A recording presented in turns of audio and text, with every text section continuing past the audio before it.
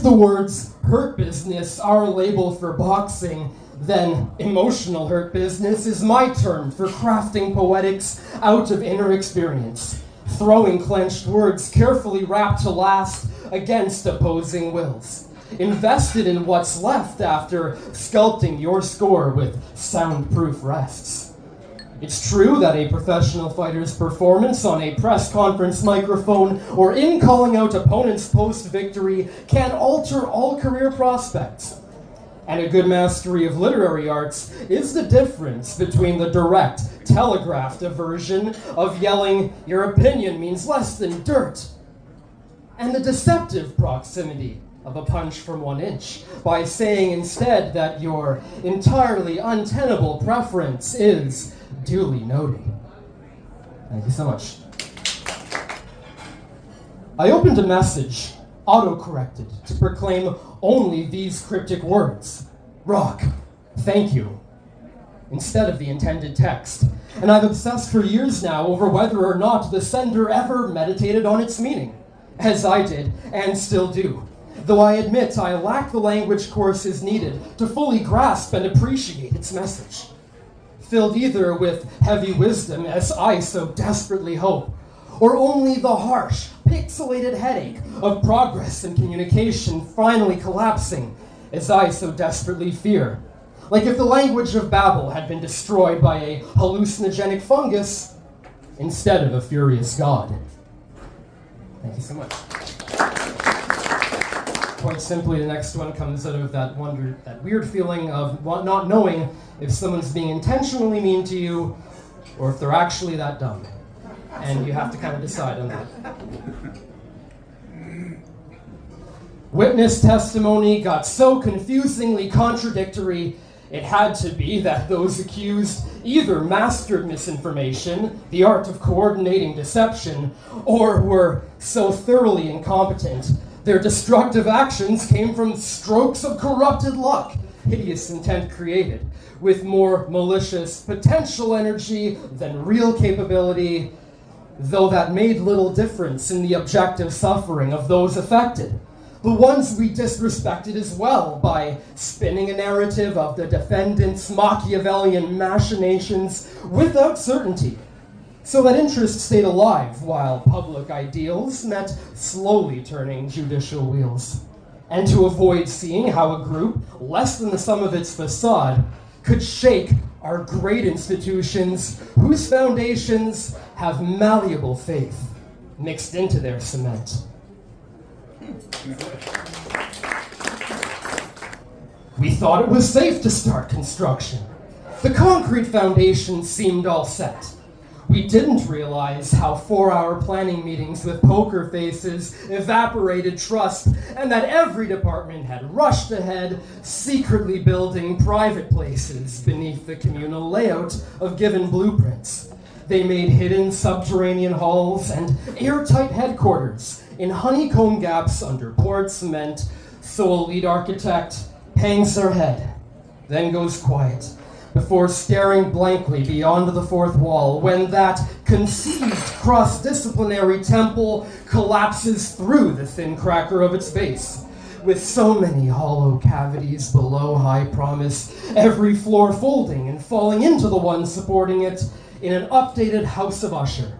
If the last family descendant had enough engineering knowledge to experience the extra tragedy of predicting cataclysms, you still can't stop or even prevent. Thank you for coming. The rains of Azeroth fell, making the skin of Canyon tribesmen transparent before they started distrusting anyone hiding the organs keeping them alive. The rains of Azeroth fell, making coastal tribesmen deaf before they started distrusting anyone hearing music in lapping waves. Both canyon and coast waging perpetual war in pursuit of secrets already known, as prisoners of the canyon suffer living dissection, while prisoners of the coast suffer large bells ringing over their heads until their eardrums shatter and bleed. I sent orders of peace to both chiefs on papyrus the rains of Azeroth fell upon, and dissolved, returning my messengers in a daze, describing it as a place with muddy fields of emerald grass, where the petrified corpses of 1,000 fowls staring upwards choke on their twisted agony, beaks bent and screaming with wings raised in an acceptance of mass death, or a desperate invocation for the divine, a last plea for grace as the rains of Azeroth fell.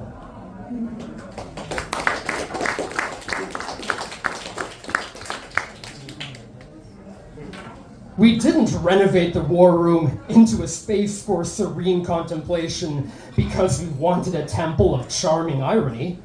We did it to make that place over in the image of its original purpose, as every war room with a long meeting table, an ominous map, and hushed voices, grand declarations, started somewhere as a desperate desire for an area free from the constant anxiety of espionage and the trauma in an anonymous artillery barrage that, if careless, can mutate into mirrored aggression, gradually meeting the opposed oppression, an opposite reaction rooted in a twisted attraction to what we most despise, and a preference for anger's illusion of control, as well as pride, over a perceived patheticism in being aware enough to negotiate the encroaching, all-encompassing chasm. So much. So this next title comes from a movie as well. Is this to be an empathy test? Which comes from Blade Runner.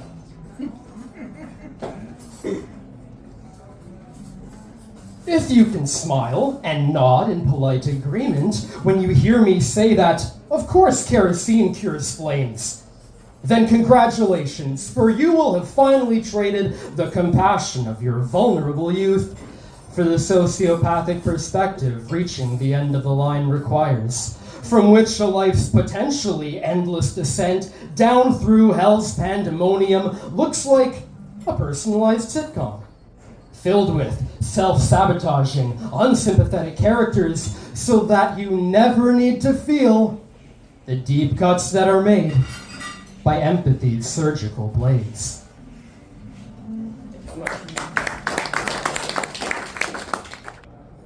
Maybe they're rebuilt with it.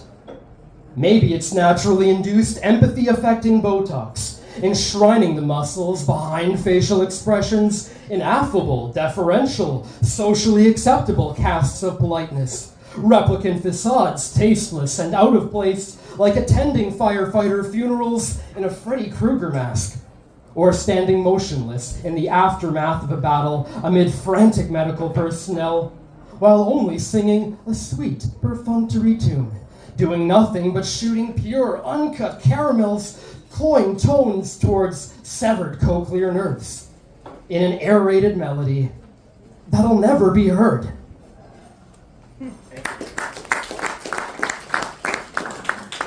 Ask not how they obtained a state of positive vibes only.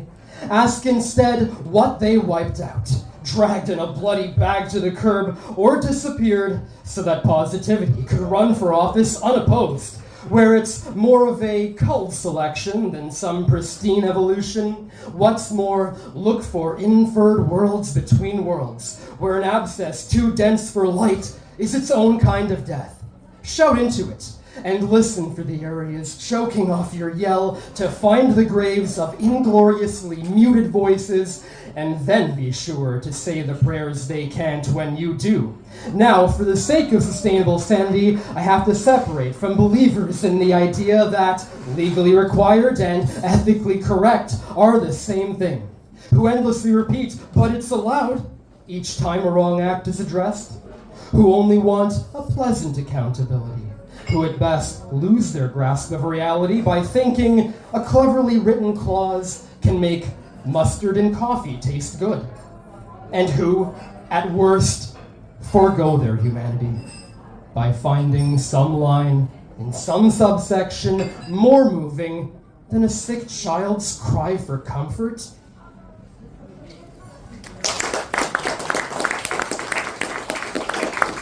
And one last dip into the darkness before we rise up again.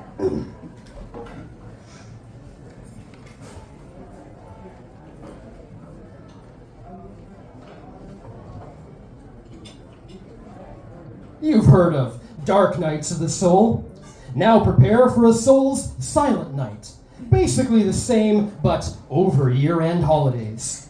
We're slowing for celebrations, also that's 12 months. Exclusions, extortions, and bitter losses compress against the front engine. Enough to get baked on as a crust you can soften, then chip off, or maybe, instead, let burn into the oblivion of never again, while swinging tools in service of new roads, unhooked from a toxic locomotive's subhuman ghosts and decrepit codes.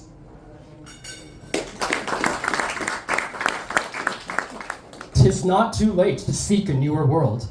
Push off, and sitting well in order, smite the surrounding furrows. For my purpose holds to sail beyond the sunsets and the baths of all the western stars until I die.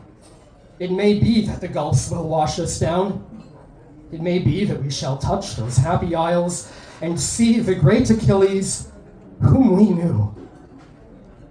Though much is taken, much abides. And though we are not now that strength which in old days moved earth and heaven, that which we are, we are.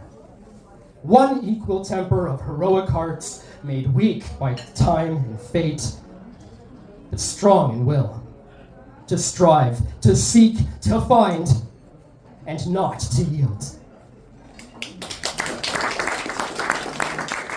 On that theme, this is also good for ending. This goes on with an idea of escape and leaving and finding other things and getting away from things that, things and people that trigger the worst in you.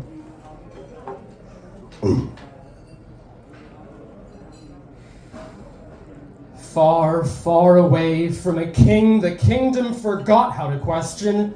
Outlaws on a long walk, except that every charlatan needs a legion, whose devotion is a token for private moments when illusions lift and reveal a life of inertia, sold instead as tragically thwarted dreams. Scenes of two-faced Yanis showing one good side, as accusations of deceit collide with the myth of a noble sacrifice, where carrying a cross isn't the same without a crowd, and Mary Magdalene crying for Gnostic gods as imposter syndrome grows into a religious revival, praising a preacher making high jumps over low bars, from a flock's perspective in a Waco state of mind, burning for the oceanic feeling of coming together to love their master.